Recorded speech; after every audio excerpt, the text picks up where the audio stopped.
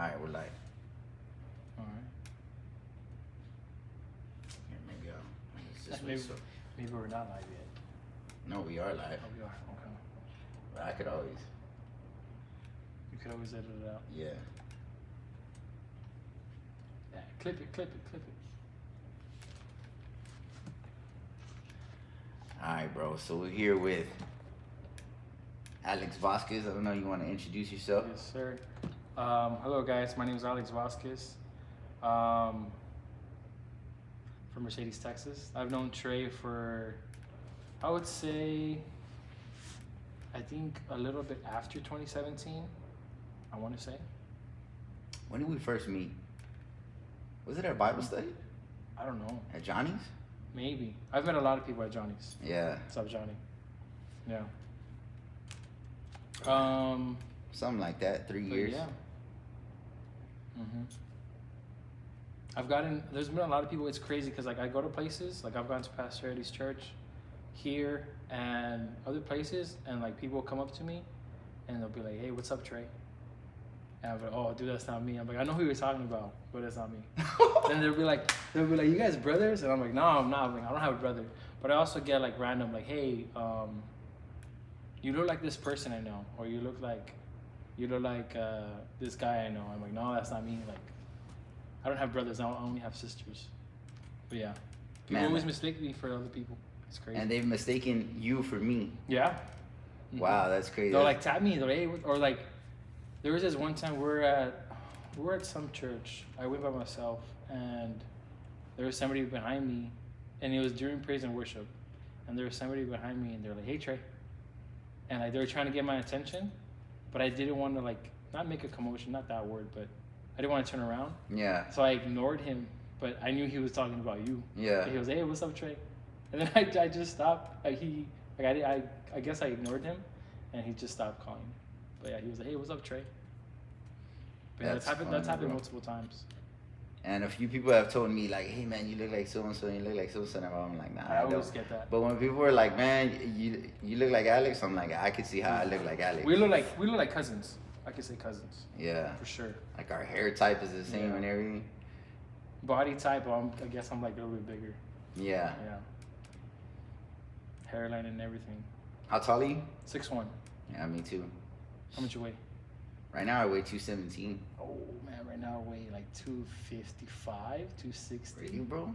Yeah. Man, you could be a linebacker, bro. Last time I weighed 217 was probably a year or 2 years after college. So I was and the lightest I've ever been was probably 170. And I was straight out of high school.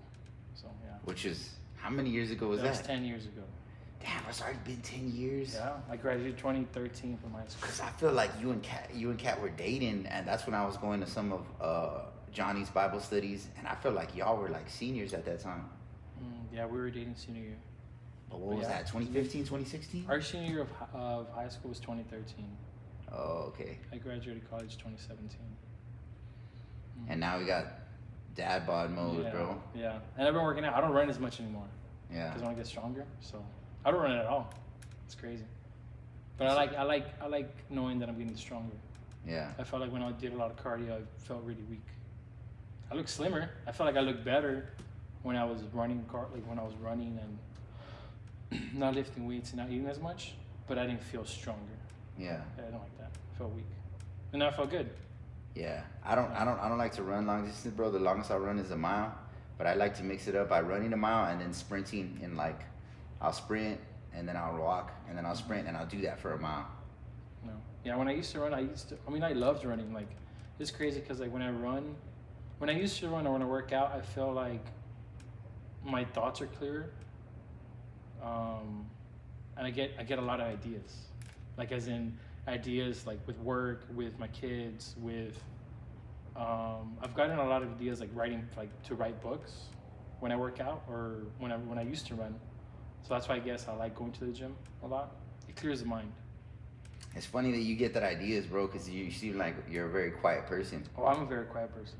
I'm super quiet, but I've gotten that a lot. I know I'm super quiet, but I feel like I need to get used to the person that I'm with Yeah. I need to get comfortable, and then I'll go ahead and open up. Why do you think that they're not gonna like agree with your ideas or something, or what? I'm the type of person, like, let's say, I do this at work a lot. When I work now, I work from home, but when I used to work at, let's say, an office, I like to examine the room and I like to see what's going on. And I'm the type of person, like, let's say you have an opinion. You're talking to somebody, right? And then you're like, hey, Alex, what do you think? I'm like, I don't know.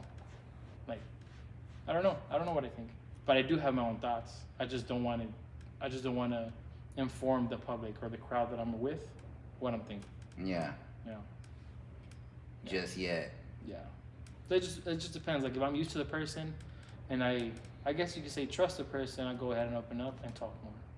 But yeah. I like to write a lot. Wow. Mm-hmm. Do you journal and stuff? No. I used to, but not anymore. So if you did write, you said you want to write books. Mm-hmm. So what would your first book be? My first book would be, I already have a title. So the title would be Against the Grain. So the title would be Against the Grain, and it would deal with, first it'd be a book.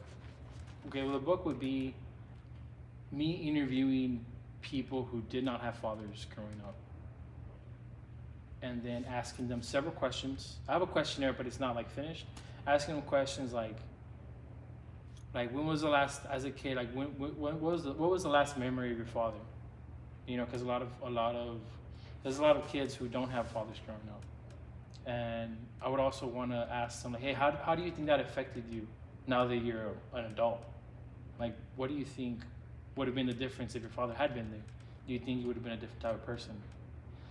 Like, for me, I didn't grow up with a father, so I feel like I would have been a totally different person. Like, I wouldn't even have known that person. Maybe I wouldn't even have liked that person, but I don't know, right? But I feel like there's a lot of people wanting to tell that side of the story of, you know, I didn't grow up with a father and this was my life.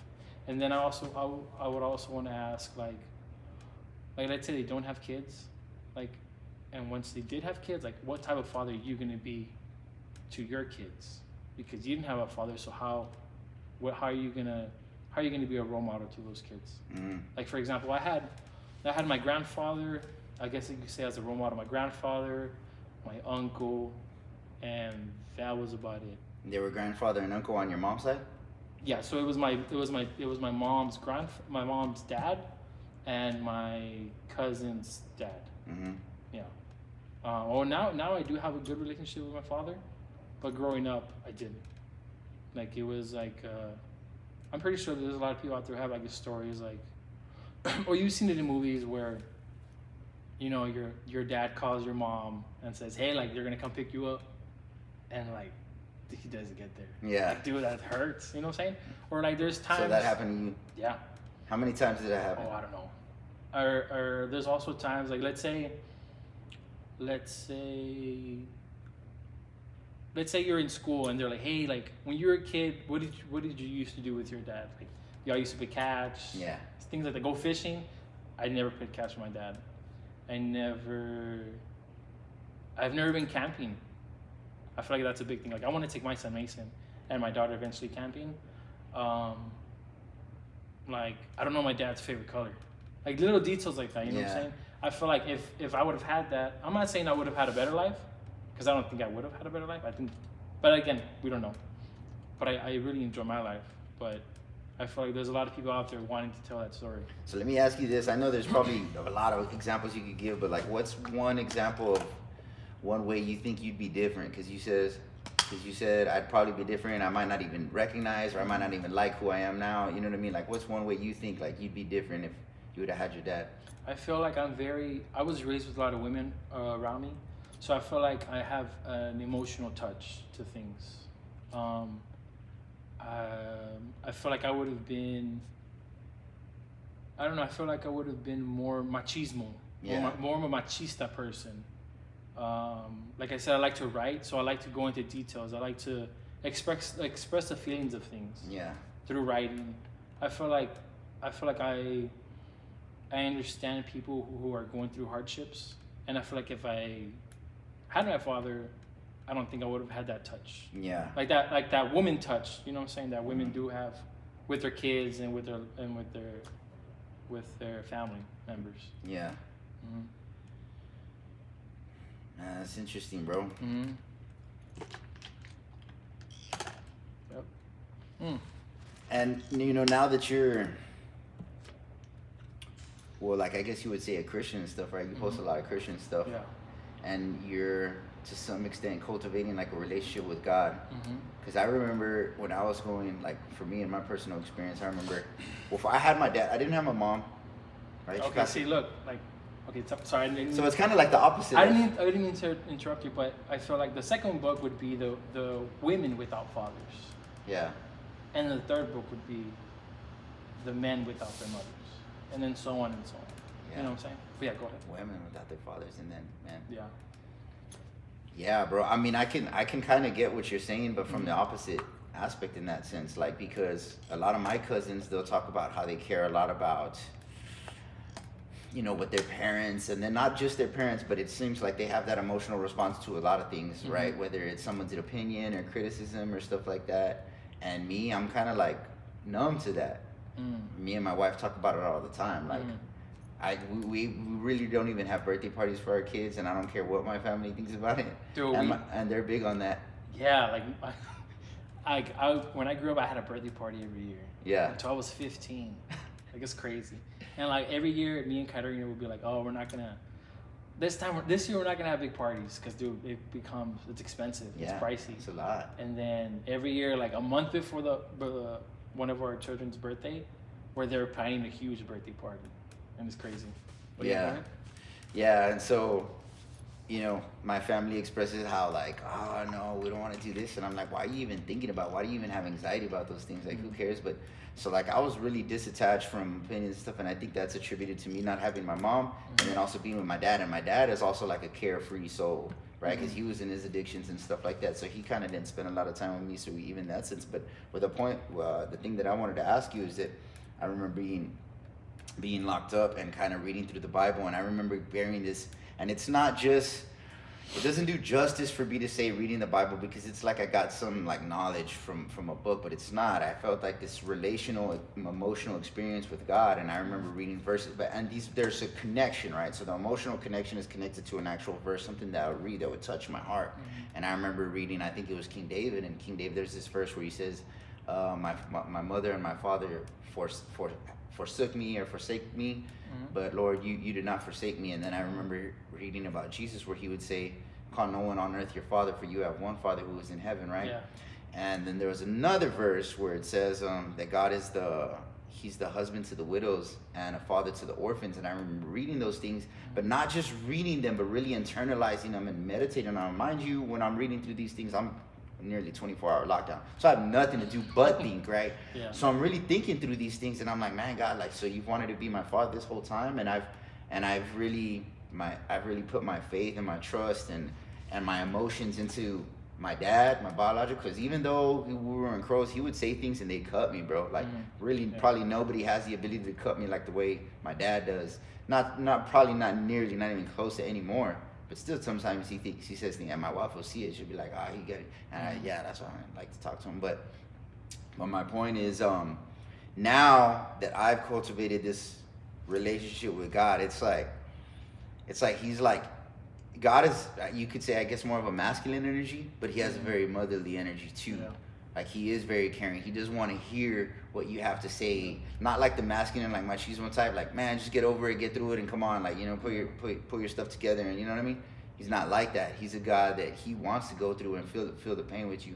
So if you've experienced to some extent that, do you feel like you've grown into any or God has had any influence on you, or becoming more of a man through reading the scriptures, or maybe having a relationship with God and having that fatherly figure? Maybe if you could trust him and go to him, has that helped you grow or had any type of revelations as far as that goes? I feel like that's the reason why I came. Like that's the reason why I became Christian. That's the reason why I gave my life to Christ, because I didn't have a father. So who was my father? Jesus was my father. You know? So that's like that. I feel like through life you can have multiple testimonies But that would be my first testimony. We could talk about my second testimony later on, but that would be my first testimony. Like, I didn't have a father growing up. I went to Sunrise Worship Center, Mercedes. It's no longer there though, but I was invited by a friend, and I didn't want to go. Like, they were scaring me at the time. They're like, oh, they're gonna do this, they're gonna do that. I was like, that sounds weird. But I ended up going, and I liked it. I kept going and going, and then finally, like, I got saved. Like Jesus is my father, and I feel like me accepting my life to Christ also gave me the knowledge and the compassion to forgive my father. Like, I've already forgiven my father from everything. Like, I love him. We see each other. He comes over, sees Mason, my daughter Mallory, my wife Katerina, and it's like, for me, it's like the past never happened. Like, it's like, and it's just us now, you know, the present. Yeah. And I feel like that's all Jesus. Like, that's all him. Mm-hmm. Yeah, bro. I can totally identify with all that you said there, bro. I was able to forgive my dad and stuff, and I remember in my relationship with God, like, I gotten deeper understanding of how I rejected and neglected him.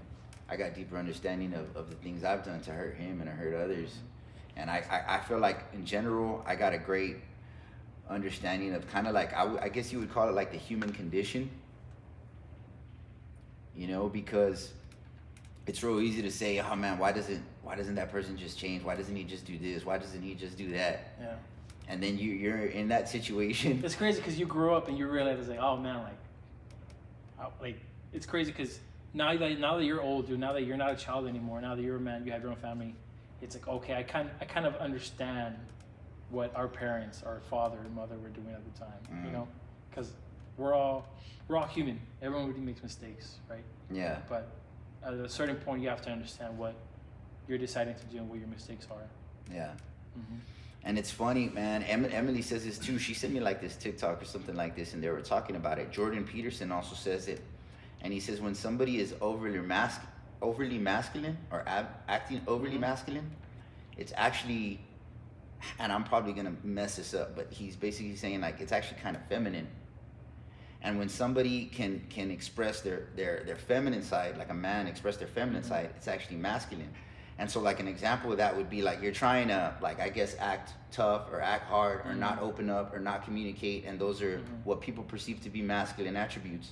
But really what you're doing is you're hiding your hurt. Yeah, because like, you're afraid. Yeah, and that's like a breaking point. Like, right. You're gonna have that point where you're just gonna right. gonna explode. It's a ticking bomb. Right. So it's really coming from a place of fear and distrust, and what you're really like, what he's saying is that's actually feminine.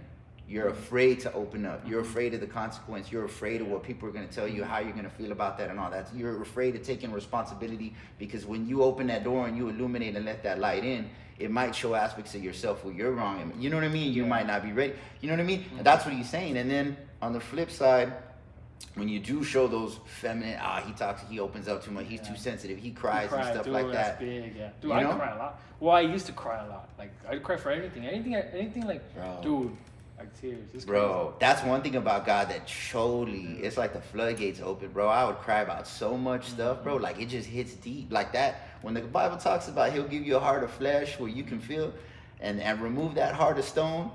Golly, bro, something affects you and it just penetrates, man. Or like nothing will be happening to you and you'll see something, and like that affects you. I'm like, oh man, I'm gonna cry right now. Like, I don't know, it's crazy. Yeah, Matt, but I feel like that makes you powerful, bro. It makes you powerful, and it also brings me closer to the Lord, because I remember reading scriptures where it says that, the one in particular where it says that Jesus moved by compassion. It said something like, and he was moved by compassion.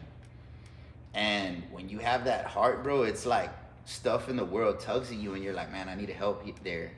There's something I need to do. Like, what am I not doing? You kind of ask God, God, what can I do to help? You know, and there's a lot of stuff going on in our world right now. But what were some more things you wanted to talk about? I was going to ask you, so I have some pretty touching subjects. So I had a question. How many times in your life have you been depressed? Depressed? Have you ever been depressed? Or maybe you didn't know you were depressed. Probably didn't know. You probably didn't know? Yeah. Emily kind of touched on that the other day when we were having our podcast, because she was talking about, and we were discussing how she went through like a postpartum depression. Mm-hmm. You know, after she had Arabella, and she would like sleep late in the afternoon. It was the frustrating time in my life, and she said like, I guess we were talking about like a man can't really resonate with that. And I was like, man, I don't really remember, right? But I do remember like I probably was depressed, especially after my mom died. But I was just so young that I didn't define it. Yeah, you didn't. I didn't think, man, I'm depressed, or I didn't have anybody else to compare myself to or look at and be and like. You weren't like thinking about. You were lingering on that because you were a kid, so kids are free-minded, whatnot. But I remember my dad, and I remember the situation. I remember my dad coming home. I lived with my grandparents. They had a big old gate rolling. He was driving a white Volvo back in the day. But I remember he reminded me of it when I got older. He said, man, I remember coming home and you finding you like trying to hang yourself. He didn't really know what I was doing. I really didn't know. I don't know if I would have done, but I remember like throwing the rope around the branch and like, I don't know what was going through my head. I can't tell you, bro. I must have been 10 years old, you know? And then, I mean, obviously I feel like, I felt times where I've sad and that thought that has gone through my head, like, man, the world would probably be better off. I'm sure everybody at some point in their life says that to themselves, like, man, the world would just be better off without you, bro. Yeah, or who's gonna miss you? But I don't think I've ever gotten to the point where I've seriously like started to strategize in my head about killing myself. I've never gone that far. I wouldn't say I've ever gone that far. But yeah, I guess that would be my answer to that question. For me, it'd be like if I had to identify through my life how many times, like a number, I would say 3. And it always goes back to financial situation. So like for what I do, like as a job, I work with, it's called ORR, and it's basically working with those kids that get detained at the border, and these kids get sent to a shelter. Okay, so I'm basically a social worker, and I have my files and I have my caseload and I work the cases. But a lot of the times these shelters close. You know, it depends on funding. It depends. It's government funded, so they close and I lose my job. And I don't like not working. It bothers me a lot because I feel like as a man, I feel like that, and I feel like the eye of people, like, you know, as a man, you need to be providing for your family, you know? And I don't like not providing for my family. That's happened to me a couple times. And I feel like I can't go. Like, there's been times where I'll tell Katerina, like, when I didn't have a job, like, I didn't want to go see her family. Like, she has family up in Robstown, Texas. And I didn't want to go see her family because I'm like, you know, like, what do you do when you get somewhere? You know, like, hey, how you been? You know, how's work? Like, it's the first thing you touch on, you know what I'm saying? And I'd be like, oh, dude, like, what am I going to say? Like, you know, I just knowing the fact that I was going to go and they were going to ask me that, I'm like, I don't want to go.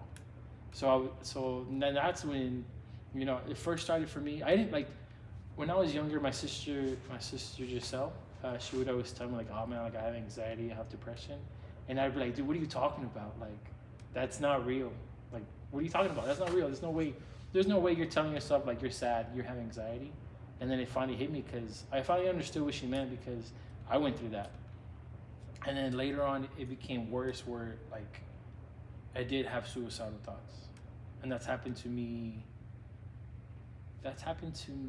twice in my life.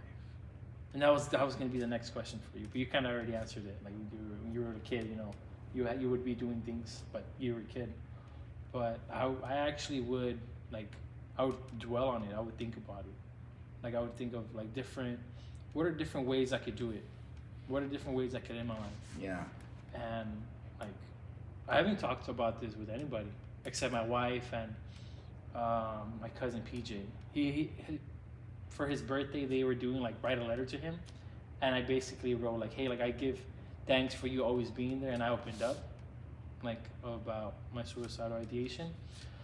But yeah, like, I would think, like, I was like, oh, I'm gonna drive to the island and jump off the bridge. I would think that. Yeah. I would think like, oh, I'm gonna wait until everybody leaves from the house and I'm gonna do something to myself. And the last thought that I remember was I was driving to the gym. I was driving to Planet Fitness in Harlingen, and I was like, now I'm just gonna go swerve, and that's it. So, yeah, and like, I wanna thank you, and I wanna thank you, my wife, my nana, Johnny, Lori, my father-in-law, and mother-in-law for like reaching out, because I know you've reached out to me several times, but I was in that space where like I don't want to be bothered, and I feel like people who are depressed, people who have anxiety, who have suicidal ideation, they don't want to be bothered, but it's a good thing to bother that person. Yeah. You know, because you're letting that person know like, hey, I'm here. You know, anything you need, I'm here. Yeah. But at that time, that person doesn't want that. And it's kind of like that, deep down, it's a combatant against when you get to that place where like, man, I'm going to leave and nobody was going to care. And then you remember all those texts you got. Yeah, man. And you're like, yeah, well, I kind of know they are going to care. Yeah, yeah. And like one of the main reasons why I didn't commit suicide or like keep thinking those thoughts is because of Jesus. You know? Yeah. Like, how are you going to end your life if he's the one who gave you that life? You know? It would be Jesus. This was my list. I had to list and everything. It'd be like the reason why wouldn't I commit suicide? Why am I not going to do this? Is because of Jesus. Then my wife. I wouldn't want my wife to raise her children on her own. You know, my mom raised me and my sister by herself, and I wouldn't want that to happen to her. And then I wouldn't want my children not to have a father. Mm-hmm. And I was raised without a father. You know what I'm saying? So those were the things that I didn't want to happen. Yeah. You know what? I'm glad you said that, because I was talking to Pastor Lori about this, and when I think back to like my life before God, I had a very like negative, bad attitude, bro. Like people that know me from back in those days, bro, is very negative. And like when I tell people about it, it's like, man, that's just the way I thought. And it was almost like I guess you would call it, if you're talking about it clinically, I guess like nihilistic, nihilism. Mm-hmm. I don't know if you ever heard of that term, but it's basically like the belief in nothing. I think that's where they get the term annihilate from, okay, which is to bring to nothing. But basically it's like there's no purpose in anything, you know? And, you know, I was talking about it with Pastor Lori the other day, right? Because like if there's no God, bro, and there's no Jesus, I don't really see like, okay. Then like what's the purpose? Is that what you mean? Yeah, what's the purpose? But let me go back a little bit, right? So when I was a teenager, this is the way I thought. I adopted this mindset, right? And I remember it stemmed from God too, because when I would think about God, I was like, well, if God took my Christian mother and left me with like a drug addict father or whatever, like he must have made me this way. He must have put me like this, right? And so I was raised a lot by my grandparents, because like I said, my dad was kind of in and out. And my grandma, she was really big on education. She was an educational diagnostician. She had like 30 hours short of a doctor's degree in education. The only reason she didn't get it is because they didn't offer that degree down here in the Valley at that time when she was going to school. She would have had to leave, right? She got a math. So anyway, she would always drill education. But in my mind, I grew up and I would constantly think like, why am I going to go to school to get a good job, right? Or go to get good grades, to graduate with a good degree, to get into a good college that's going to get me a good degree to, right, pursue a good career. If in the end, you know what I mean, even though the standard of living for my family might be a little bit better than if I don't do that, I'm going to have to go through all that struggle and all, when in the end, I'm going to die and they're going to die, you know? Look at you. You know? Like for what, you know? And then they may or may not appreciate it. They may or may go into drugs themselves or go down their own paths and just squander everything. Like for what? You know, but when I started reading the Bible and cultivating my relationship with God, I started to develop another mindset. And the mindset is that we're just not here temporarily, it's eternal. And the things that you do now, not only do they affect your family here and temporarily on earth, for eternal, but they can also resonate into eternity, you know, where, you know, your kids will be with you there in heaven, you know. And then I also thought about it like, man, how is it that I have this mindset? Like if I have any hope of ever seeing my mom again, I claim that I have this love for her, but if I have, right, aspire to see her again, unless you believe some other far out like belief system like aliens or another planet or another dimension or all that multiverse, which all that is out there right now, but I feel like there is no evidence of that. There's no tangible evidence. We're talking about evidence of stuff, bro. The Bible, and this has been established by a lot of different people, but it's the truest religious text that exists. It has all the answers. It does. I don't know if you've ever heard Ravi Zacharias talk about it, but he talks about it and I don't want to go too far off on this tangent, right? Because I want to draw on my point, but he talks about it's the only religious text that can be tested and proven through logical consistency, empirical adequacy, and experiential relevance, which just means everything it says is logically consistent. Empirical adequacy means it can be tested through historically, archaeologically, scientifically, and it all stands that test. And then experientially, whereas like if you do it, it actually does, or you do experience the things that it says you're going to experience in your life. It does affect your life for the good, or the way it says going to affect your life. But yeah, bro, that was my mindset, bro. Very negative. And and it was Jesus, bro. It was God, bro, that changed that. And when I feel down, like you said, like you think about Jesus, the times that I even feel down now, like when I just think about him for a moment, and it doesn't take that long to think about Jesus, bro, but to think about like, man, Jesus died, man, and he suffered for me, you know? And it's like, and that's what's it's amazing. I can't really put it into words about the Christian faith, bro, but we don't believe in or serve a God that's just up there sitting on a golden chair, like just kind of pointing at us like, man, get better, you know what I mean? Like, get yourself together. Why do you think like that? You know? Yeah. But like, bro, it says that he came down and he suffered and went through everything that we went through, and all the sufferings and temptations that we experienced in the human condition. Like I said, bro, he went through it all, and then he finished it perfectly by offering himself as a sacrifice for all of us, and walking up that hill, right? The hill of Golgotha or whatever, and dying on the cross for us. And, you know, thinking about like, man, I should just end it, or I should leave here, bro. Like, when I think about that, I remember times where I've like talked about God, like even in those brief moments, bro, and God is like, man, I want you here, you know? Mm-hmm. When you're like, man, the world would be better without me, you might think about, you know, your wife and your kids and stuff, like, man, what are they going to know this, you know? And God is like, man, but I have a purpose for you. I want you here. You know what I mean? I created you for a reason, man. That stuff, when God really talks to you like that, bro, it hits hard. I feel like everybody has a purpose. Like, and I feel like that's what life is. We need to find our purpose. And once you find your purpose, like, that's your life. Like, that's who you are. That's why you were made. That's why you were born, to fulfill your purpose from God. And I feel like that on that note, your purpose can only be found in him. If he's your creator, you know what I mean? Yeah. It's crazy because like there's been several times where, like, for example, when I had, like, right now I'm fine. I'm not going through depression. I don't have anxiety. I've never had anxiety. I've never, right now I'm not, you know, suicidal or nothing like that. But I think it's funny and crazy how, like, you know, you think you could do your life on your own. You know, because that's happened to me several times. Like, oh, not that I don't think of God or Jesus, but I won't read my Bible. I won't come to church, right? And then it just adds and adds, and then finally that ticking, you explode.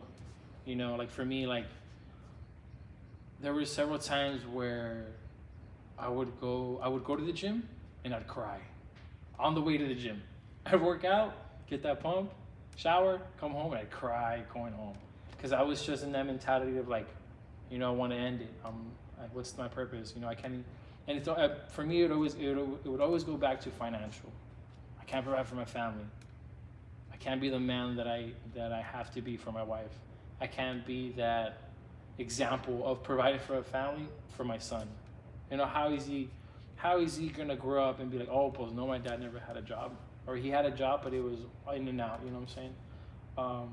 But just like for example, just like when I got saved the first time, we have to think, you know, Jesus and God, they're the provider, you know, like, and we can't have that, where people out there can't have that mentality like, oh, this is my life forever, because it's not, you know.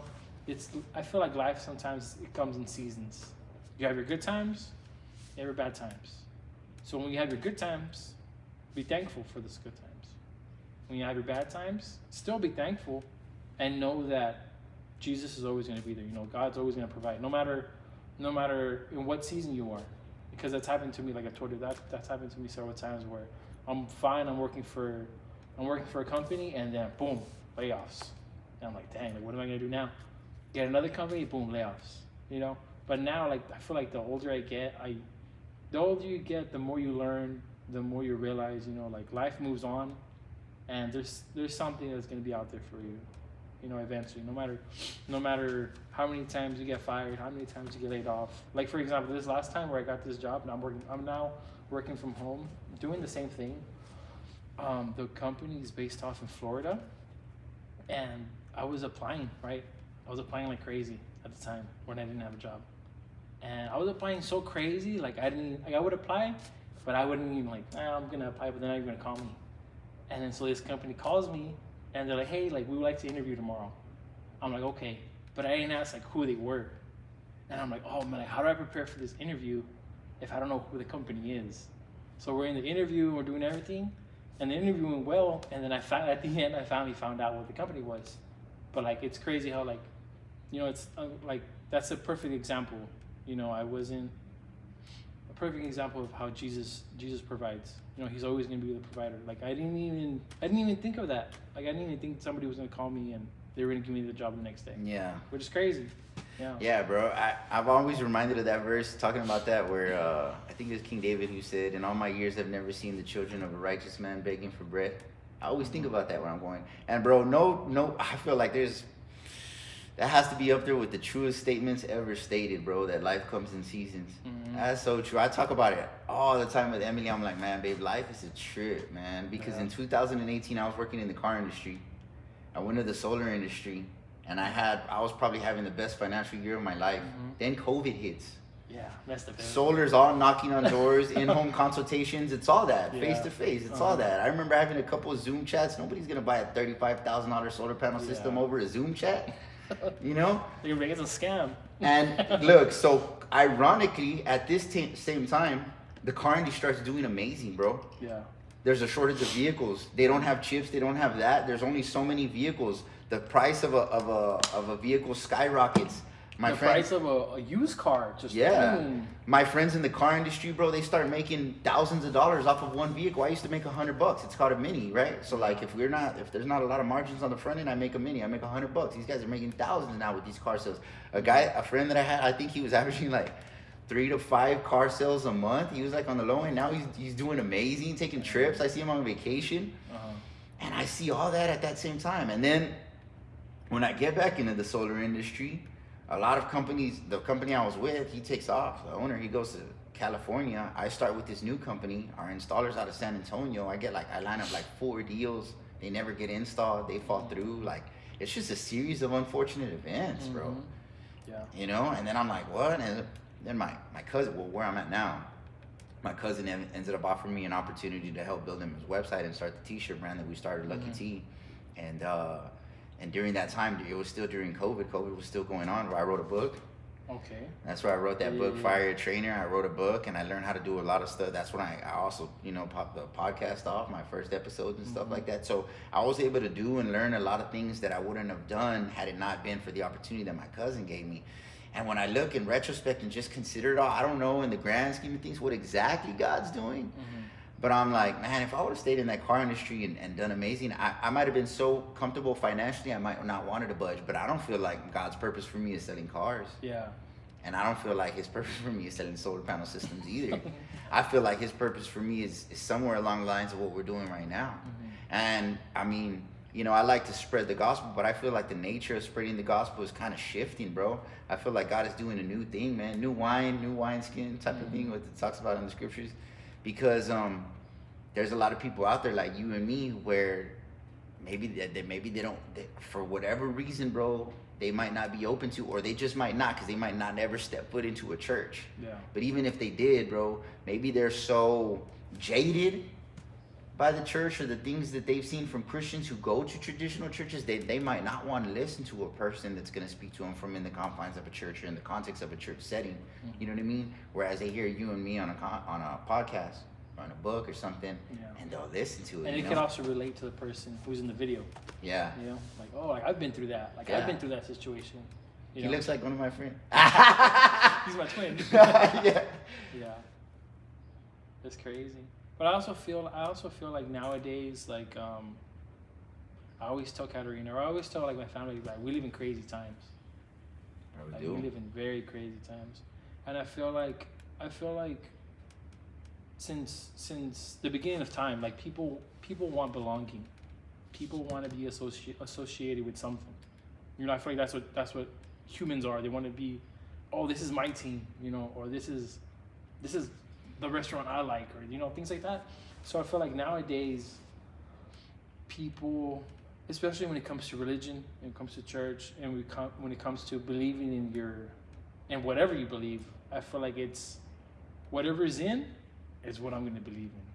Whatever is in, with pop culture, whatever. For example, good example. Right now, a shoe that everybody wants or everybody wanted for the past year is called the Nike Panda. You've seen it, right? Yeah. Everybody wants those shoes. I have those shoes. Everybody wants those shoes, right? And that's a prime example. Like when it comes to religion, when it comes to your beliefs, when it comes to identifying who you are as a person, you know, I feel like nowadays a lot of people are just they're clinging on to what's currently happening right now. So it's like when it's like talking about when it comes to, I don't want to get people upset, right? But you know, when it comes to like the LGBT, when it comes to all that life over there, you know, I feel like there's a lot of people who are lost-minded, lost souls, and they're just lingering. Like they're just, oh, I want to go there, I'm gonna go there. Yeah. And they're really not. There's really not like those people. How do I say that? I don't know how to say it in perfect. But you get what I'm trying to say? What? There's really not those people like what? Like shepherds of the people, like the voices to lead them, or yeah, I feel like they're just lost. Yeah. And they're lost. These people are lost, and they want to find that belonging, and the belonging they find is whatever they choose, which is not Jesus. Yeah. Which is not the church, which is not Christ, which is not God. And I feel like that's why there's a lot of people out there. That's why I feel like that's why nowadays you see so much of LGBT, like so much. It's crazy. Like you see it everywhere. You see it so much. I think those people they settle for belonging, bro. Exactly. That's what they're not fulfilled, and that's why I feel. I'm glad you brought it up again because I was thinking about it when you were talking. That's why I don't ever try to overly push Christianity or the gospel on anybody. Okay. Because I know for me and my personal experience, and I feel like this is the most important thing, unless you get a revelation of God's love for you, what is it really? Nobody's going to be. I remember there's a common quote. It's a good quote. It says, I don't care what you know until I know that you care. Yeah. You know what I mean? Mm-hmm. And so it's like, I don't want to be that guy where I'm telling someone about Jesus. I could state all these facts, recite the Bible to him, and this dude was hurt by his father. You know what I mean? Or maybe his father was a Christian, and maybe his father cheated on his mother, and that's the understand. You know what I mean? And so it's like people need to see that. And I was talking to my MMA coach about it the other day, right? Because it was like a lot of people will take Christianity as a joke, and I was like, I think the reason a lot of people take Christianity as a joke is because Christians take Christianity as a joke. The way they display it to the world is a joke. You know what I mean? We talk about this and that and this and some moral code, but when it comes to like, messing up or sinning or adultery or sexual immorality or whatever it is, drinking, alcoholism or whatever, when someone gets caught in it, it's like, but Jesus is gracious or he forgives us and stuff, which is all true, but I feel like they should give the full context. And so let me give like a distinction, right? Or let me compare it with another religion. Islam's, right? Muslims, right? I think the reason people take them serious is because they take themselves seriously, very seriously, right? Like, I don't know a ton of Muslims. I know a few, right? Not personally.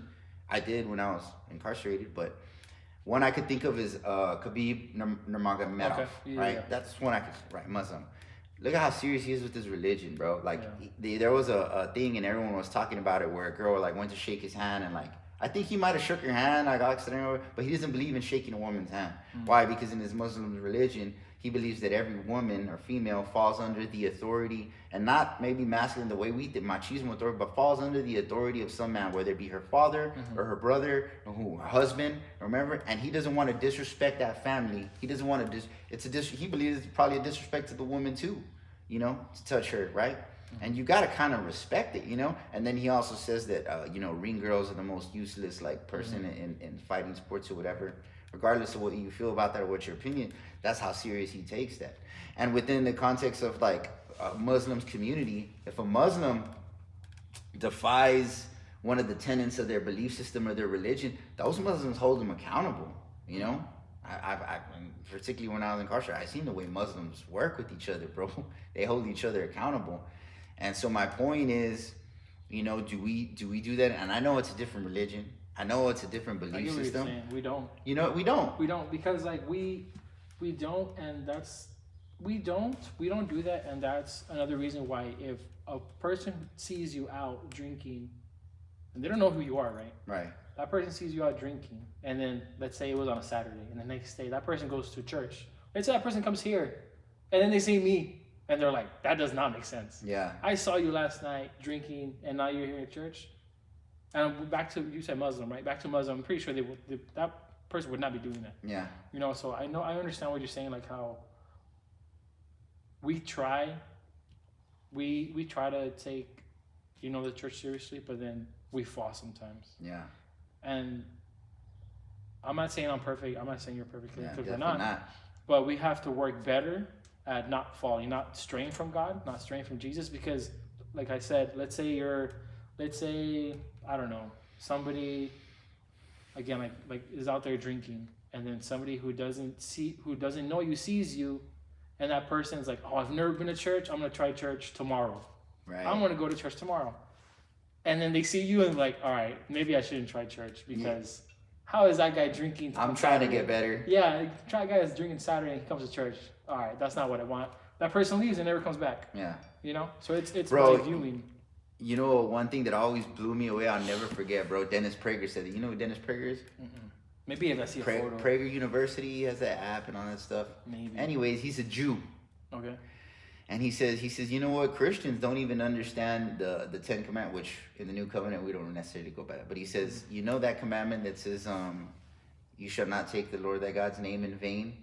He says, all these Christians think it says that you shouldn't use the word God in a cuss word or something, you know? Mm-hmm. He says, that's not what that means. He says the original Hebrew of that word, the translation is, you shall not carry the Lord thy God's name in vain.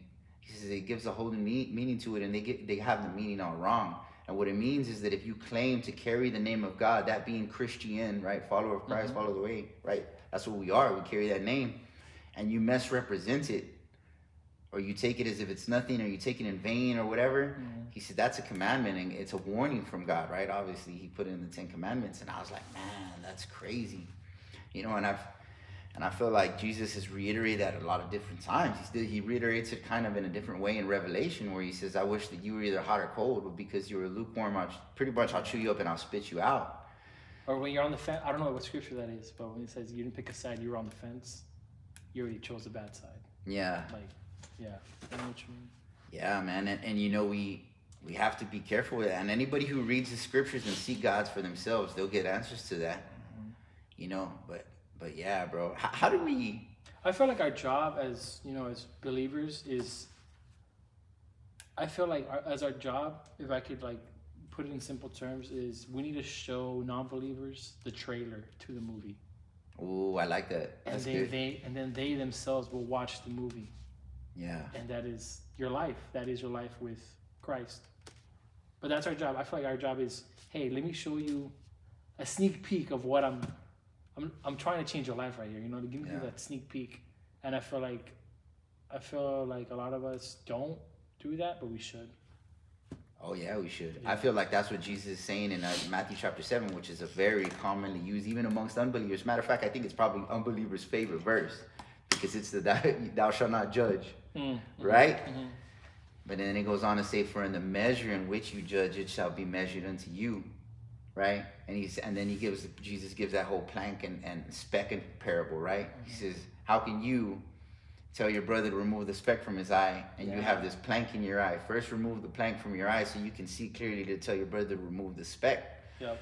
And bro, that goes along perfectly with what you're saying, man. And that's what my point was when I was saying that I want to show people, I want to be so filled with his spirit I want to show people the love of God, the patience of God, the peace of God, bro, that surpasses all understanding, bro. You know what I mean? The wisdom of God, bro. Like, I feel like all of that flows through you. You become a conduit. The scriptures say that you become your bosom is like you become a spring of living water that flows from your bosom, I think is the way the scripture poetically, words it or whatever.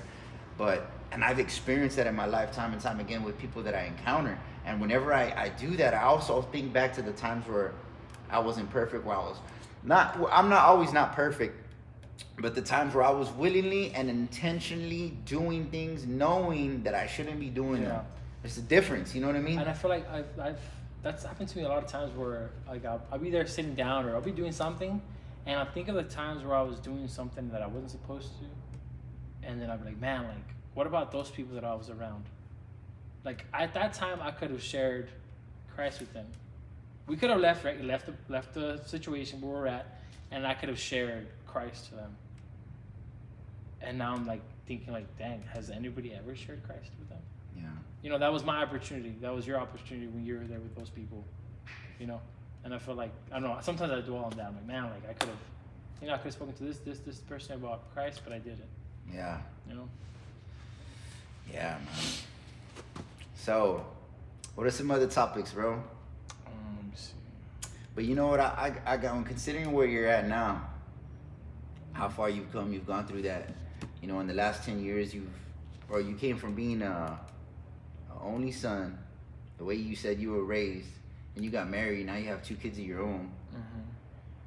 And now considering and you could start in any area you want, bro. Maybe you want to start in education. Maybe if you want to start in church or religion. Maybe if you want to start with the economy or a community, what we should do. But because there's a lot of stuff going on all at the same time, right? You have you talk about the whole alphabet ideology coming into the educational system. And then That's not only crazy. that, my personal kind of opinion, hunch, I'm going to be homeschooling my kids next year. Yeah, I was about to bring that up. And I'm thinking, bro, the educational system is kind of becoming more and more obsolete and more irrelevant as time goes on. Mm-hmm. You know?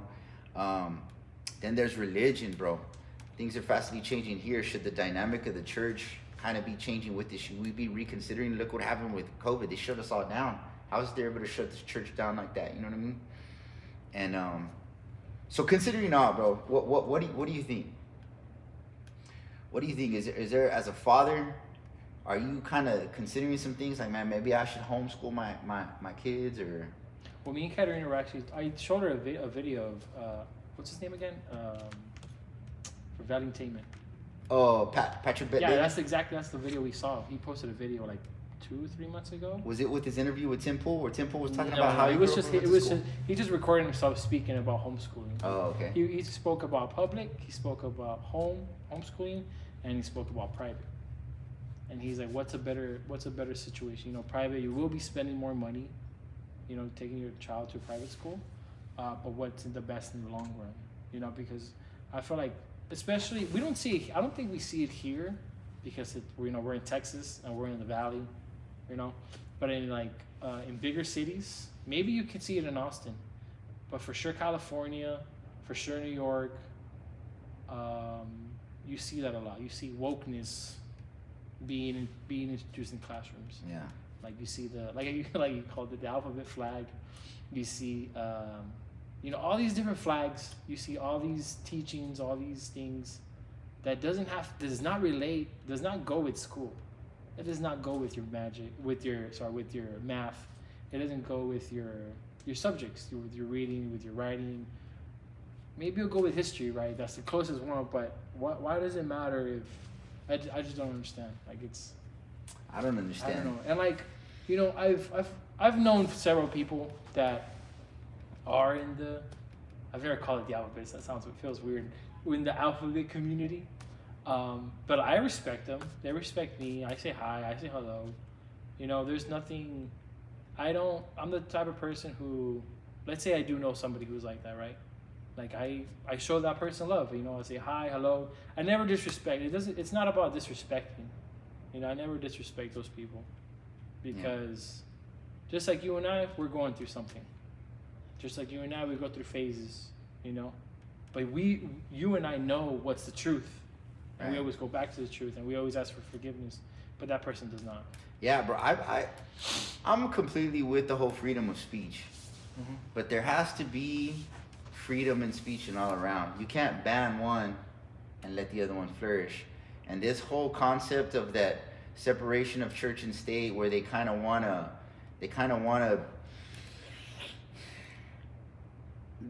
be the referees about what you say, especially if it's in respect to religion and your belief system, and then be a Christianity. That's not fair. And if you say you have this again, like an alphabet community, and that stems, and your ultimate belief system is there is no God, maybe you're an atheist, maybe you're an agnostic, or maybe you believe something. Every belief system is a belief system. I remember reading this. There was, I think, an actual court case that happened where the guy said that secularism, or the belief in, it's a belief system in and of itself, right? And you got to form a trail from that. Or you believe in another one, then you believe in evolution, and there's a whole belief system in and of itself. So even that is a faith in and of itself. Faith in nothing is faith in and of itself. But there's nothing, Yeah. And so there has to be an equal playing field, but they don't allow that. That's one thing, but that's not my major thing. Why I want to homeschool my kids.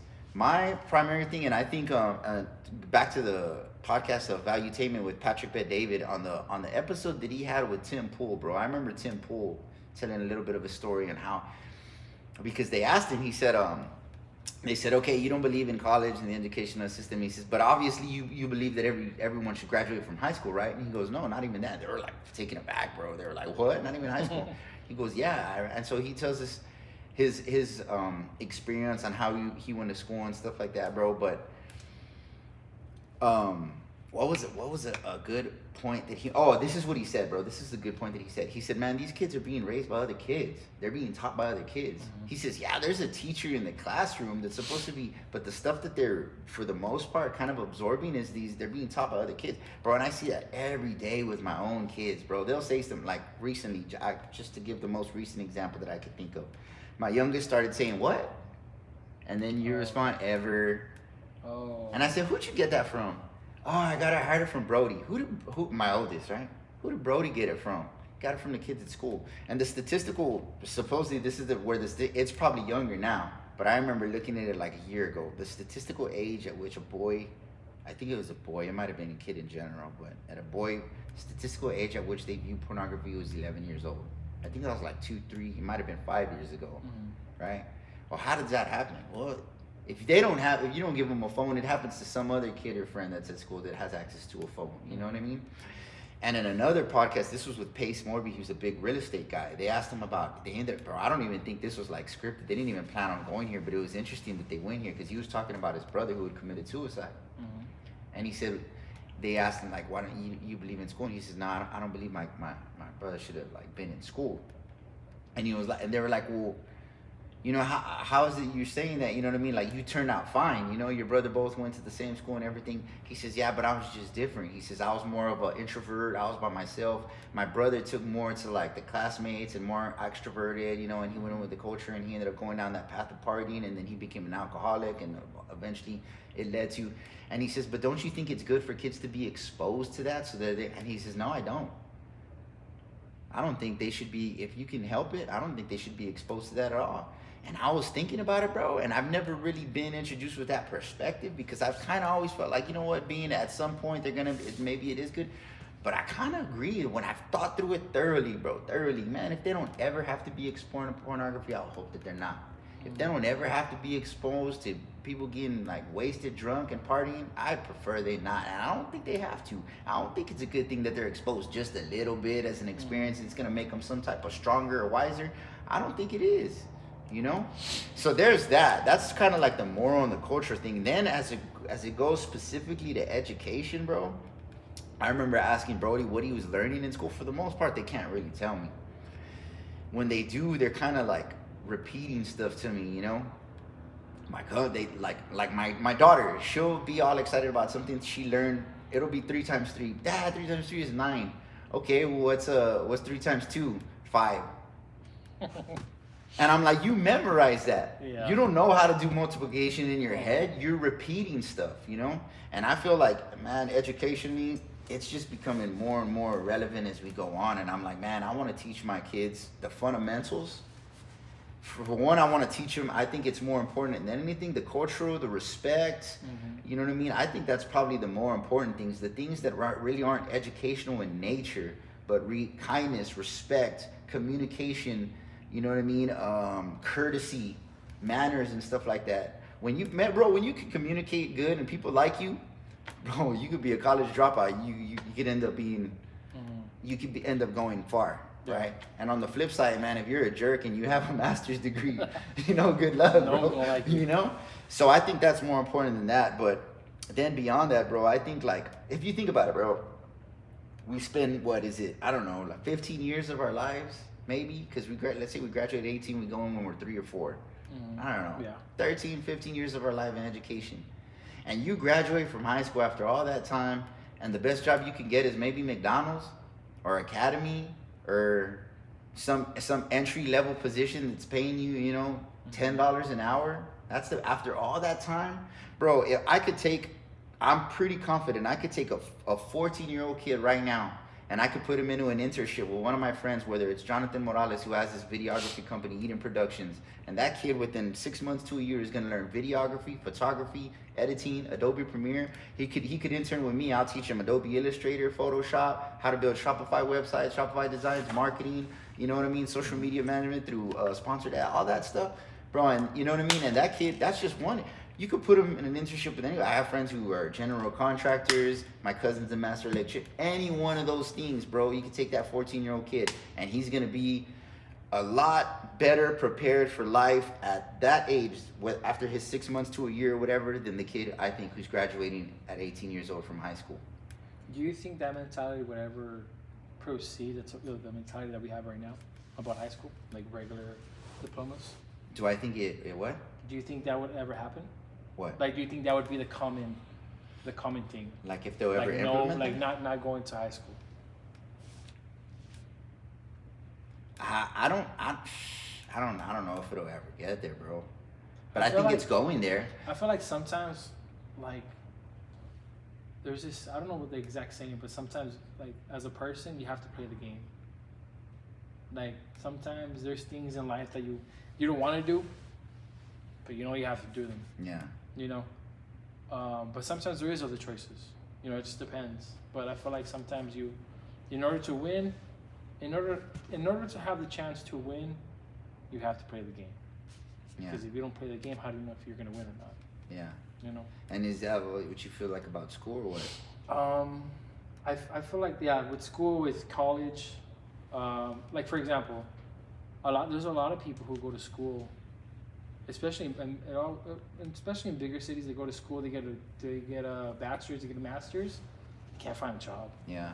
So they go. So it's crazy because they'll spend thousands and thousands of dollars. They'll spend hours and hours, doing papers, doing research, and then once in 5-6 months after they receive their masters, they're working at Starbucks. They're working at McDonald's. It's crazy because that whole time they could have spent, actually finding something that is useful in today's world, to have a living. And that's crazy. That's another thing about school is it's so cookie cutter. It's the same curriculum for everybody. Mm-hmm. It's the same method of teaching for everybody. If you don't pick it up, you're behind. And not everybody's like that, bro. There is this. I was telling my mother-in-law the other day that I feel like ideal public schools, I feel like that at times is harder than going to class at a university. Because I feel like ideal public schools, it's a lot of picking, it's a lot of detailing for these kids, and especially for the parents. And I feel like at universities, it's like, oh, do this, do that, you're good. Yeah. Do this, do that, you're good. Nah, bro. My kids went to ID and I took them out of ID and put them in airport. Bro, Yeah. they make them do, in my opinion, and even at airport too. Like my youngest son, 6 years old. Bro, he has homework every day of the week.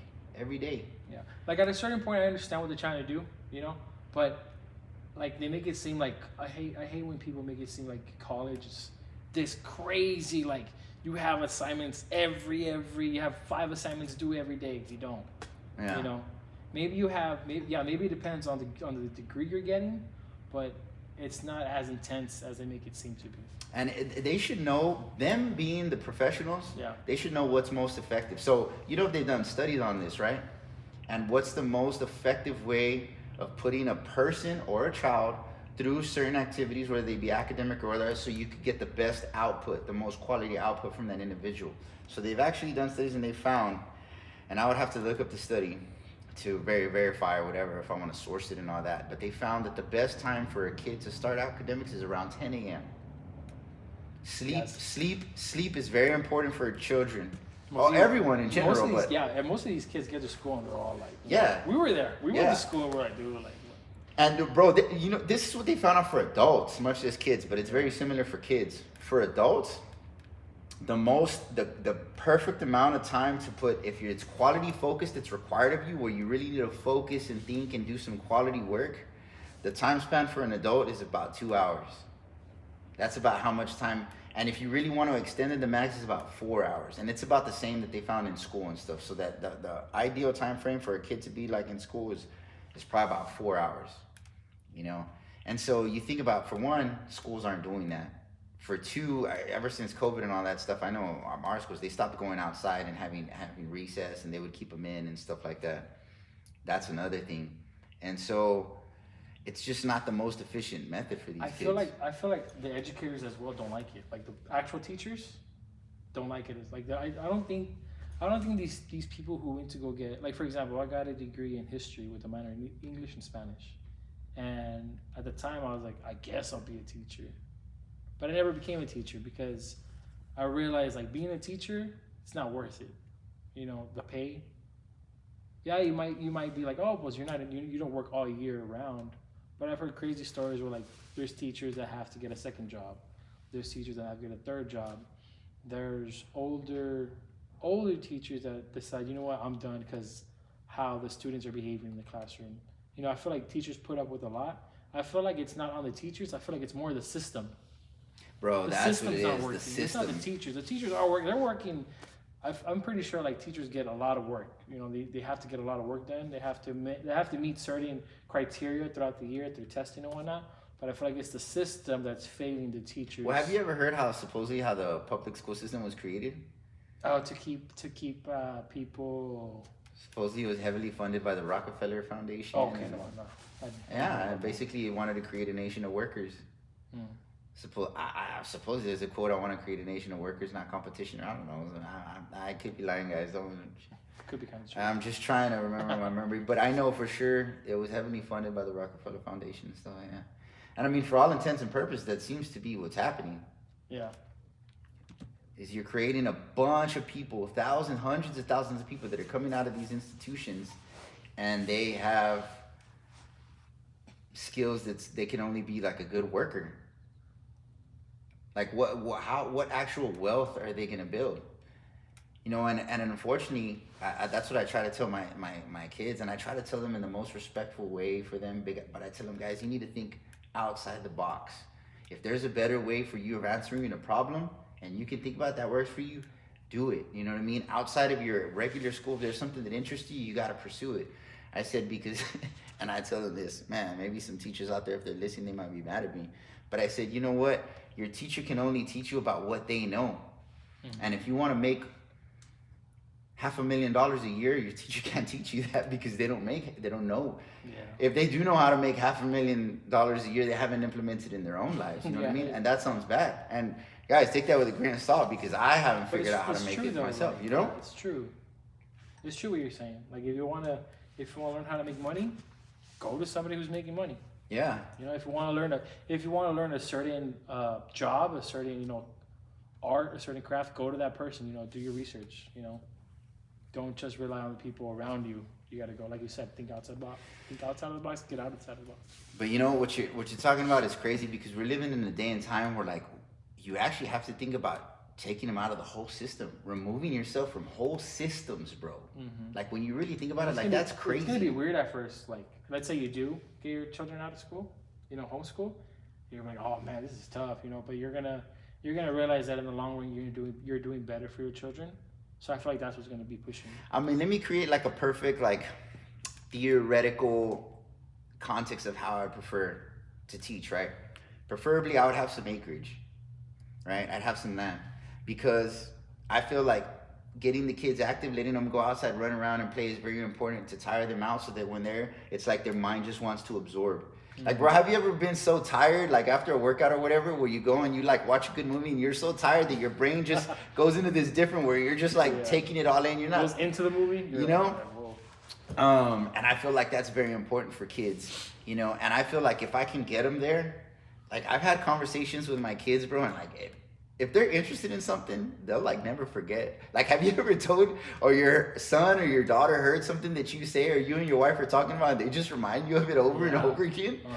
Bro, like when they're interested in something, they absorb it, bro. Like I feel like if I could teach like academics, math and stuff, I feel like I need like 1 or 2 hours every day, and they're good. Outside of that, I will take them outside. I teach them how to build a garden. I teach them about, I know I've built an aquaponic system with my cousin Mike before. So there's like pipes, there's gravity, there's ebb and flows, there's pressure, hydraulic pressure, there's all of that stuff associated. Creating a perfect square, that's like Pythagorean theorem. You measure 3 feet on this side, 4 feet on that side, and if it's perfectly 5 across, then you know you got a perfect 90-degree angle.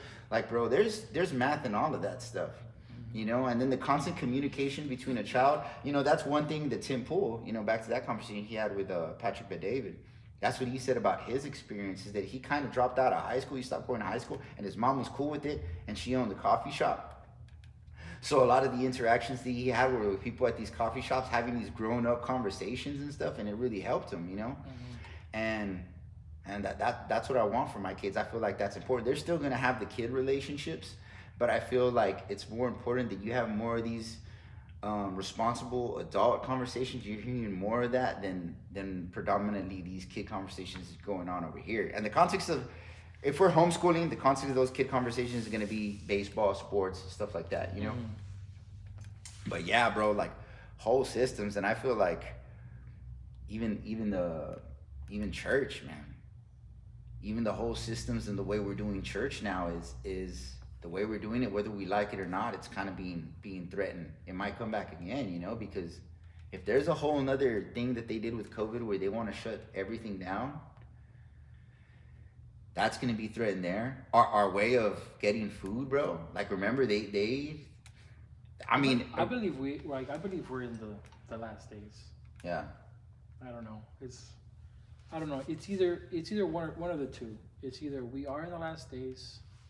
I've always thought about it like this, like everybody is as a person in their last days.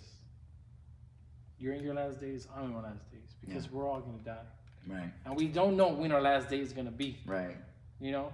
So as an individual, we are in our last days. Right. So you have to do better, you have to be better, you have to know who your savior is. But as a whole, I feel like we are. I don't know. It's crazy. Like every day, it just gets crazier and crazier. Bro, and it's funny because I've always heard people say, they've always said that. Yeah, exactly. They've always said remember 2012, the Aztec, the Mayan calendar, and I've never believed any of that stuff. 2000, the 2YK or 2Y2K. Right, Y2K. They've always said that. Bro, I've always heard that stuff, and I can always agree with what they're saying, and I do agree with what they're saying. They have always said that forever, but I never thought the world was going to end in those times. And the reason I didn't is because I read the Bible on how Jesus says the world was going to end.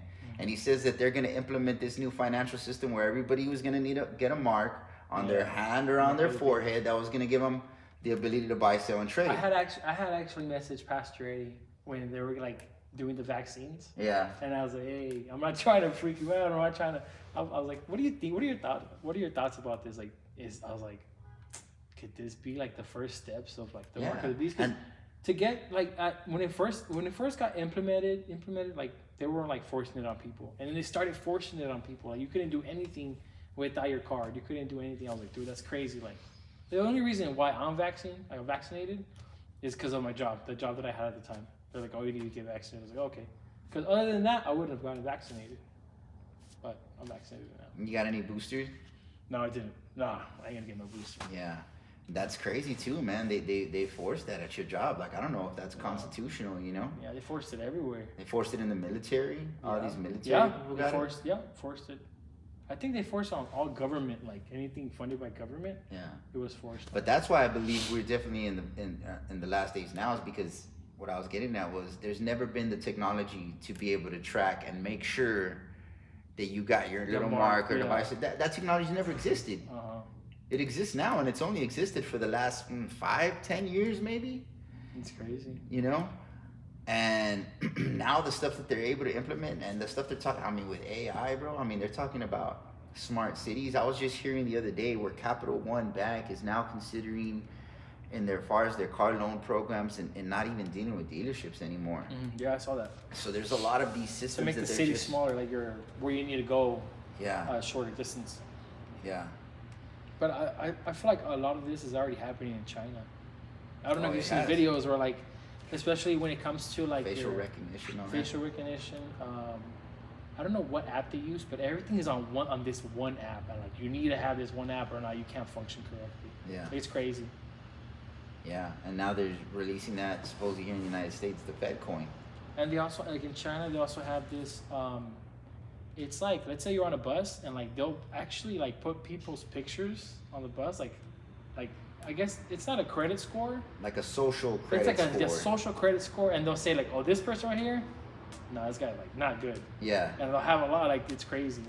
Bro, that sounds a lot like you seen that movie What Happened to Monday? Dude, that's a good movie. Yeah. That's a Or good or one. like that whole, well, the older one, Enemy of the State with Will Smith and stuff, No, I've and never seen that. Minority Report with Tom Cruise. I've heard of it. Like, it never, sounds like I a haven't lot of seen that a lot of stuff. good movies, but I've heard about them. Yeah, man. It sounds like something from Black Mirror. Have you ever seen Black Mirror? Well, that's episodes, right? Yeah, that's episodes. Every episode's different, like different story. Yeah, bro. It's I crazy. have. It's all Black about the Mirror's- future. Black Mirror is a trip. Yep. So, considering that, bro, in an ideal, let's say you had all the money, you had all the ability in the world to do whatever you want. Money, nothing is an issue. What would you do right now? For what? Considering everything we're talking about. Would you buy 10 acres, start growing your own food? Like, I mean, would you, start homeschooling and teaching your own kids? Like, what would you do? I mean, if I had all the money, like I had all the finances, everything. Yeah. I mean, I think I would make my own town, my own little city. Oh, Like have man. everything, like Everything big. secure, like everything, like, and then I have just the people that are family friends, allowed on. Or if you do, like, there has to be a certain kind of criteria that you got to meet to ensure that you're allowed into this community or whatever. I don't know. That'd be kind of cool. Yeah, it would. And what advice would you have for the church? As far as what, like the church would be in there. Yeah. Do you think we should start doing things maybe a little bit different? Like, let's say another COVID happens. Hey, you can't meet, you can't gather together, and we're so kind of in an intimate way, kind of disconnected from each other. Like, we see each other on Sunday, but we're not that close, right? I feel like that's on us. Like we need to, like, for example, like this, like, you know how you're like, oh dude, I'm surprised you said yes. Yeah. I was like, yeah, that's what mine. I feel like when it comes to church, you need to, that's a brother and sister. We're brothers and sisters. Like, Right. We should act like brothers and sisters. Yeah, sometimes brothers and sisters don't get along, right? But we're still family, And I feel like we need to have more of a connection. When it comes to everything, like, especially like, funding the church, giving to the church. I felt there was this one time I was talking to Pastor Eddie, and it was when they're still with their shelter, right, with their men. I think with women also now. And I was like, hey, like y'all should have like a setup, right, of like, for the month of June, Alex is gonna buy the water bottles. Trae will buy the rice. Lori will buy the potatoes. Johnny will buy the Cokes, right? For the entire month, or at least twice a month. You're going to restock. That's your job. And then that shifts. So the next month, Katerina is going to take care of the water bottles. This other person will take care of whatever that other person was getting. And I feel like within itself, the church will be able to provide not only for whoever is in need in the church, but as well outside of the church. Yeah. That's what I was saying. That's what I was telling Pastor Lee, like, now that you have people to take care of here, as people who are coming to your church, people that come to your church all the time and who give to your church, I don't think it's a bad idea for you to ask, like, hey, you think this month, twice a month, you could buy water bottles? I don't think that's a bad idea, because as a church, like I said, as a church, you're helping the church, and you're helping anybody who's in need in the church, and who's coming to your church. Yeah. Yeah. I agree with that. I remember, reading in Acts, and it says, when it talked about giving, it says, and they sold their houses, and they sold their land, and this and that, and they said they brought it to the apostles, and the apostles distributed it amongst the church. And when it says church, right, it's talking about the people in the church. It's not talking about for a building or anything, because they didn't have a building. They were persecuted at that time. They would meet at houses. But it says, and they distributed and gave according to where there was need. And I've thought about that so often ever since then, bro, because me on a personal note, particularly when I got my lawsuit money for my, I don't know if I've ever shared that with you, man, but well, my sister passed away real quick. I'm gonna make it super quick. My sister passed away. She was a stillborn. Okay. My mom had a daughter before me. She would have been a year older than me. Mm-hmm. She was stillborn. They filed a lawsuit. It went all the way to the Texas Supreme Court. Didn't finish until I was 13 years old. By this time, my mom had already passed away. It was gonna go to my dad, but the lawyer told my dad, hey, they're gonna bring up your criminal history to not award you so much money. If you pass it to your son, they'll probably get awarded more. He passed it to me. I was in trouble at 17, so they extended it to 25. When I got out of jail, that money was there. It was a lot of money. Well, I gave a tithe, a tenth of that to the church, where it was $38,000. I gave $38,000 to the church that I was going to at that time. On a separate occasion, I ended up selling my house. I gave another 10. So on two separate occasions, I gave $38,000 and I gave $15,000 to the church in one lump sum. I ended up getting a printout of what they did with that money, bro. And to me, it was very disappointing, very frustrating what they did. It wasn't this church or whatever. And at that time, I really hadn't dwelt deeply on Acts, distributing to the people. But now looking back, bro, and this is on what you're saying is a lot of times, bro, there's this expectation to give to the church, and that's all good in and of itself, right? Mm-hmm. But a lot of times there's so much need within the life of the individual. And like you just said, we just established an intimate relationship hasn't been cultivated between you and I where you even know what my need is. Yeah, how am I going to know exactly? So it's funny because you might say, hey, can you give, let's say your pastor, hey, can you give, can you do the waters? How much is it? Well, we're going to need about 20 packs of water for the month. You know what I mean? Or whatever, right? 20 packs of water is, I don't know, maybe it's $50, $60, I don't know. But maybe at this point in my life, and I've been in these points a lot of times talking about highs and lows, at this point I have $15 in my account right now, until my next check, it's coming, it's 4 days away, Our point is that, man, we haven't cultivated to know what the need is. And so is the wealth in whatever form that wealth takes. Maybe you're a barber, you could cut my hair for free. Right now, haircuts are $20, $30. Yeah, they're gonna get worse than that. Maybe you do construction and you could fix my broken, whatever that wealth form that wealth takes. Yeah. Are we really distributing the wealth of the church like that amongst one another? Because it goes back to that I don't care what you know until I know that you care type of thing.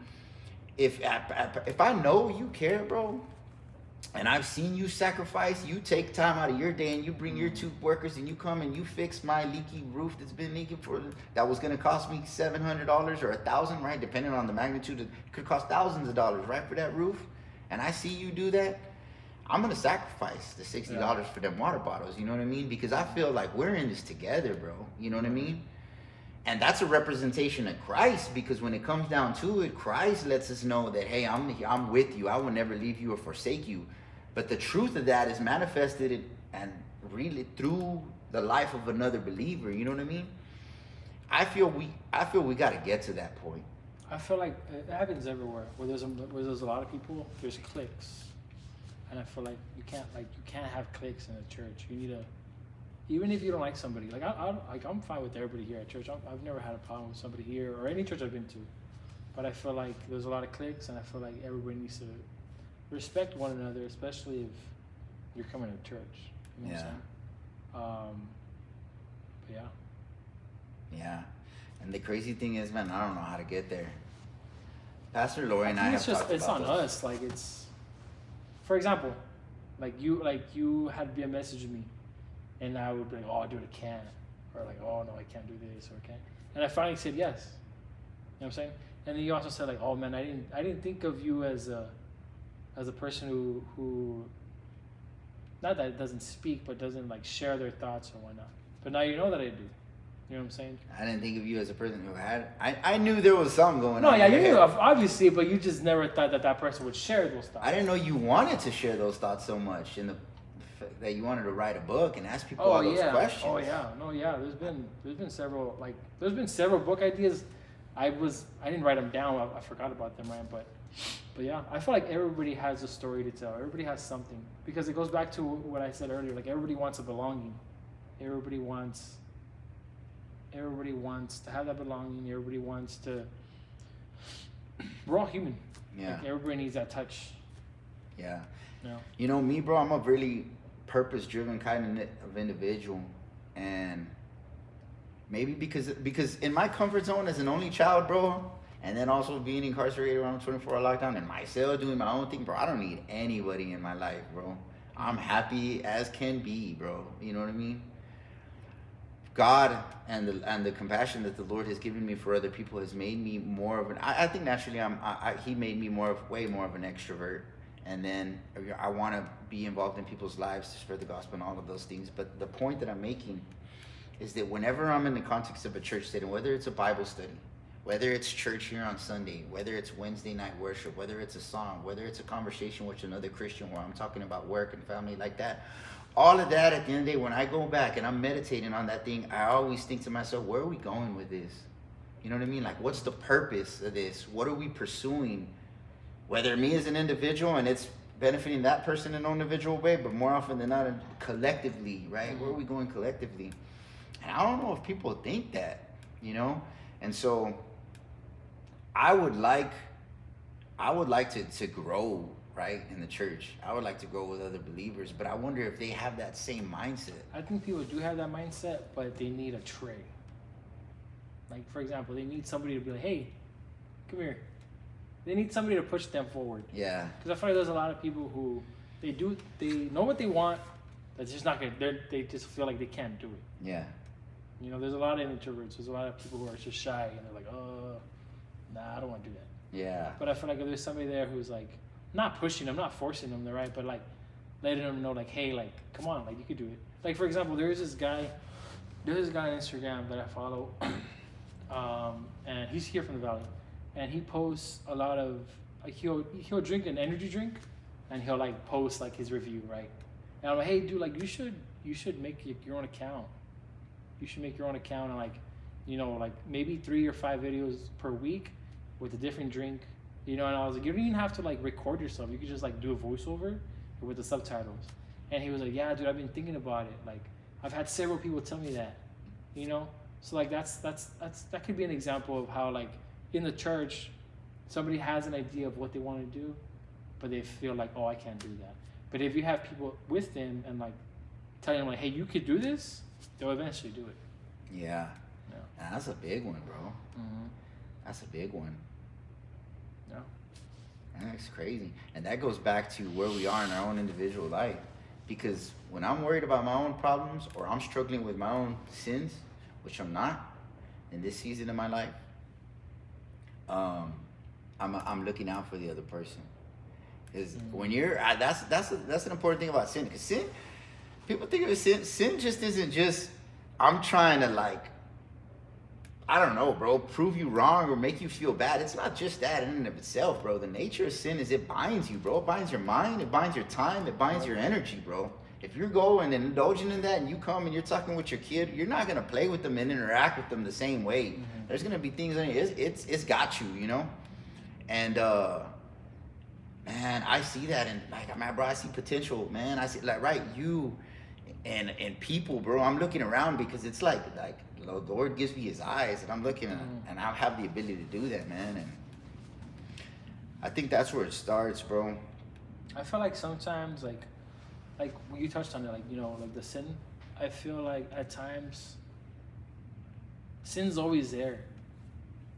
Like that idea of whatever you, like, let's say your sin, you know, you like to get drunk on the weekends, and then like you're talking to God, you know, and you get released from that. Like, you're no longer drinking, right? That's not your thing anymore. But then you eventually, like, you know what? Thanks, God. I'll see you later. Thank you for what you did, with me. Thank you for helping me in that situation. I'm gonna do my own thing. And then another format of sin will hit you. And now maybe it's not drinking, maybe now it's pornography. And you're like, oh man, like I'll be fine. Yeah. And then boom, you fall again. You know, but Jesus is always there. So then you come back to Jesus, right? And then you're good again, and then you leave again. And now this time sin is whatever you can choose, right?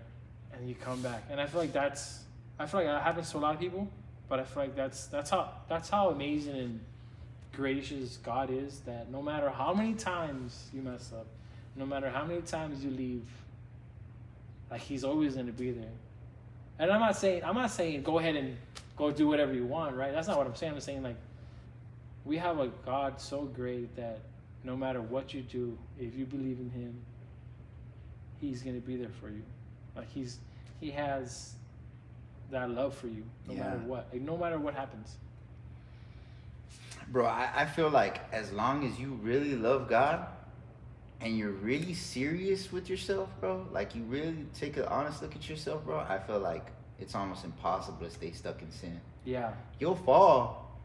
It is. But when you fall and you think about it and you really examine yourself and like, man, why did I fall? Right? Let's say it's pornography. And it's crazy because you have all the answers. Like, you know why you fell. Bro, like, you know why you did that. Bro, it is crazy. Yeah. But you have to be honest with yourself. Like, it's crazy because you have all the answers to the test. You just choose. And that's the Holy Spirit. Exactly. It's funny because Jordan Peterson, he uses it in another context. I don't know what he refers to it, and now I think he's a Christian. I think he would call it the Holy Spirit. But I remember he said something. He says, ask yourself what incredibly stupid things you're doing on a daily basis to completely ruin your life. And if you're really serious about knowing the answer, you'll get that answer so quick it'll make your head spin. Yeah. And I remember hearing that. I'm like, bro, that's so true, bro.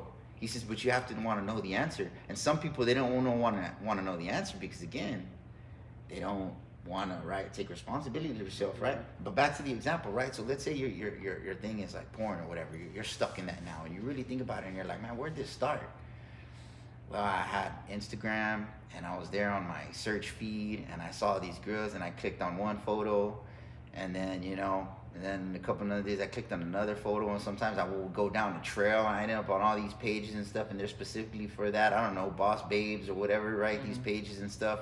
And then since you're clicking on those, the whole Instagram algorithm switches, and it's like the Instagram algorithm is controlled by demons, bro. It seems like, and all of a sudden you're seeing all of that, and you're there, bro. Mm-hmm. But the whole time you have that voice, man, you shouldn't be looking at that. Yeah. Man, just go and get on out of there. You know what I mean? Close the app. Go just right? And I know there's that verse in the Bible that says that make no provision for the flesh to fulfill its lusts, right? It talks about crucifying the flesh and all that stuff, right? And so there you are, and then, then a short time later, there you are, bro. You end up going to the website that's an actual one, and there you are, and you fall deep into it or whatever. Yeah. Right? There you are. So you examine yourself and you remember those things. If you truly love God, bro, if you truly want to change, right? Because that stuff feels good. You may just be like, you know what, I don't want to change. And your reason for not wanting to change may be, you know what, I'm going through it with my wife. Why would I want to, right? Mm-hmm. Our relationship isn't good. She's not giving me the affection or the romance I want, the intimacy I want, for whatever, man. It may be like, you know what, I'm just going to be here. And then the voice of the enemy deceives you, bro. Oh, man, well, it's better than you actually committing adultery, right? So you're not cheating on her. She's not. God understands, bro. She's not giving you a faith. Y'all are fighting right now. You're not gonna do it, man. God understands, bro. Then all that's a whole different story in and of itself, right? But you go through that. But let's say you're like, nah. You know what? Jesus says if you think about a woman with lust, you're already committing adultery in your heart. He set the standard. You know what I mean? Make no provision for the flesh. It's all these mind games. Right. But you combat it with the scripture, right? Yeah. For if you live according to the flesh, you will die. But if you live according to the spirit, you will have life and peace. You know what I mean? So you start combating with the scripture and stuff like that. And you say, you know what? Man, I love it. Jesus died for me. Even if it hurts, no matter how much the suffering feels for this short time where I'm going to have to combat this, I'm going to go through that suffering because he suffered for me. You choose that, bro. You start day 1, week 1. You delete the Instagram app. You know what I mean? If you do that, bro, you'll beat it eventually. Yeah. Mm-hmm. Eventually.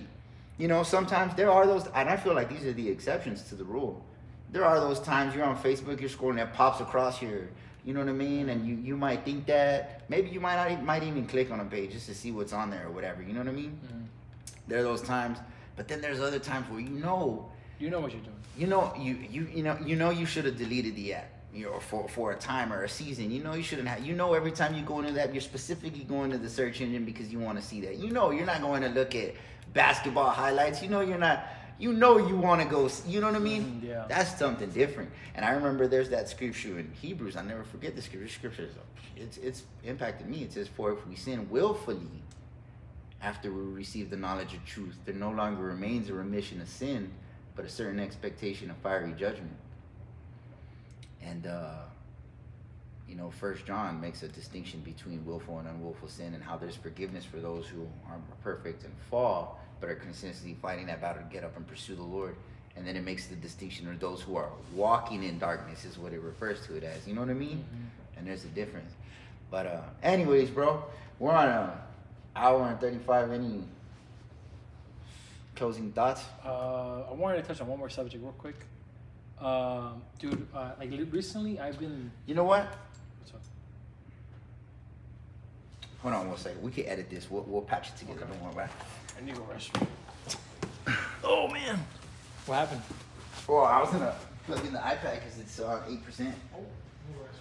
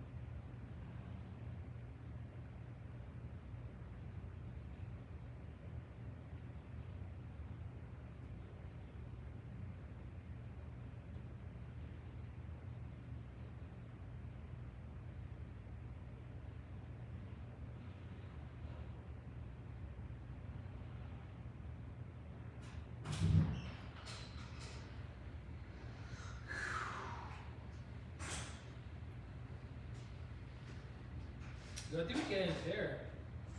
We get in there. You sure? Yeah. I gotta go. You gotta go?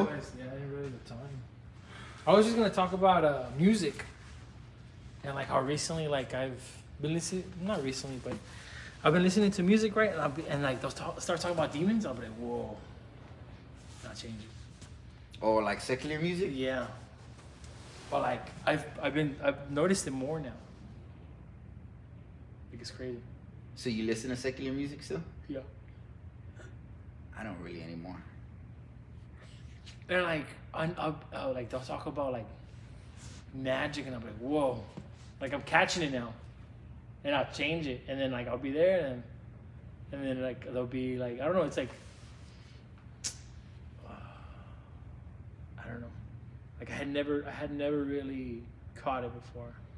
It's funny you say that, bro, And now I'm catching it. I'm like, whoa, what the heck? Like they released a report on the Daily Wire today, and it was saying that the Western culture is moving more into they didn't say paganism, but like spiritual witchcraft, paganism. They use one of those words, cultish practices and stuff like that. And it's funny because you see it everywhere. you may say like, oh, we don't believe in anything and their freedom or everything, but it's like creates a vacuum. Mm-hmm. Like it's like in our nature, like we want to believe in the spirit and stuff. But yeah, what time is it right now? 2:53. 2:53. We could always do another one. Okay.